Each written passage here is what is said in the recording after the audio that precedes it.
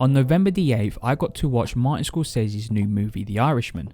It is an experience I will cherish, for it's only the second time I've watched a Scorsese film in the cinemas, and to have watched what might be Scorsese's last film on the big screen is something that many people cannot say.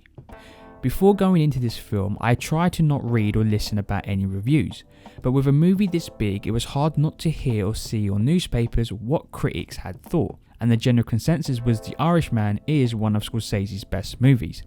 My favourite movie of all time is Taxi Driver. My favourite gangster movie is Goodfellas. And does The Irishman knock both those juggernauts off their perch? The Irishman is not Martin Scorsese's best movie to date. It isn't his best gangster movie, and it isn't even his best movie this decade. But The Irishman is a special movie to me and topples Joker for the best movie of the year.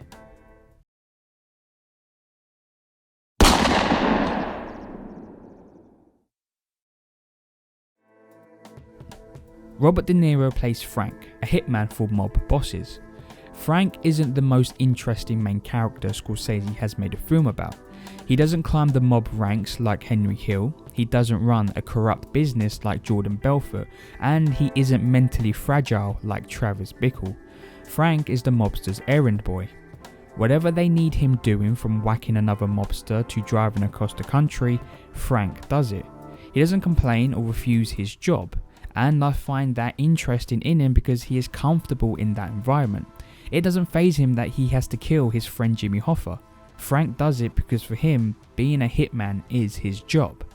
That cold connection to the world he is a part of is what makes him Scorsese's most dangerous character he has put on the big screen. Henry Hill indulges in the gangster lifestyle that his mind corrupts and makes him vulnerable. Jordan Belfort the same. But Frank never hesitates and will shoot a man in the face and walk away without stopping and thinking about the consequences. He doesn't care about ranking higher, he just wants that paycheck. That doesn't mean he is distant from the world he's living in, it just means he is comfortable in that setting. Killing the man your daughter looks up to didn't even come into his mind when he pulled the trigger on Jimmy Hoffa. But he pays the price for it in the end.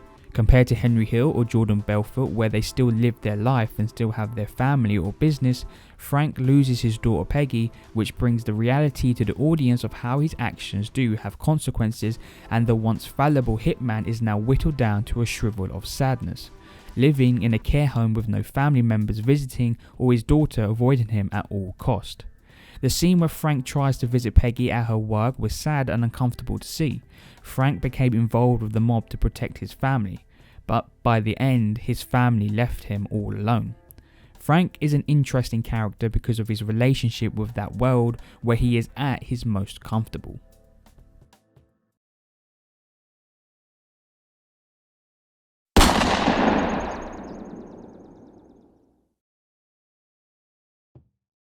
The movie's biggest strength is the performances from everyone, but the big three of Robert De Niro, Al Pacino and Joe Pesci was the reason my eyes were glued to the screen for 3.5 hours. Robert De Niro played Frank with a somberness to him. This made him feel comfortable in the setting he was in. Frank never looked scared or overwhelmed being in the presence of the mob.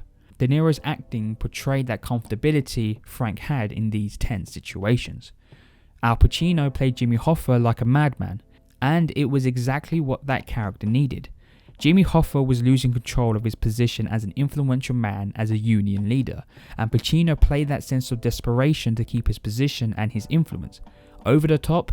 Yes, but it told everyone that Jimmy was in a vulnerable position from the beginning. Joe Pesci played Russell Bufalino, the mob boss with control. He would take the scene and add levity and seriousness. His words had weight to them and consequences. What Russell said you believed because of the way Pesci had control over a scene, and it was powerful. All three are masters of their profession, and to have watched them all interacting was a lesson in acting. Truly the three best actors of all time.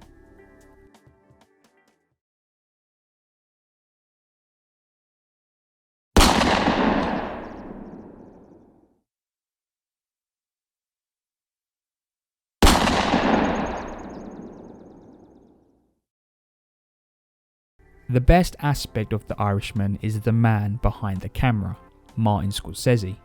To know that there is still a filmmaker that is daring and pushing cinematic storytelling is wonderful to see, but it is scary that it is the same man that was pushing cinema 40 odd years ago. Martin Scorsese has cemented his status as cinema's greatest director for a while, but The Irishman sets that in stone. What is great with Scorsese is his ability to move on with the times but still keep his moral beliefs. He still believes in the cinematic experience but understands times are moving with new platforms to view movies, and he experiments with new technology with CGI de-aging techniques. Scorsese adapts and uses new techniques to his advantage. It makes me happy knowing that Martin Scorsese still makes movies like he's in the 70s again, daring and experimental, from shooting Raging Bull in black and white to his masterful use of CGI in Hugo. Scorsese is a true filmmaker.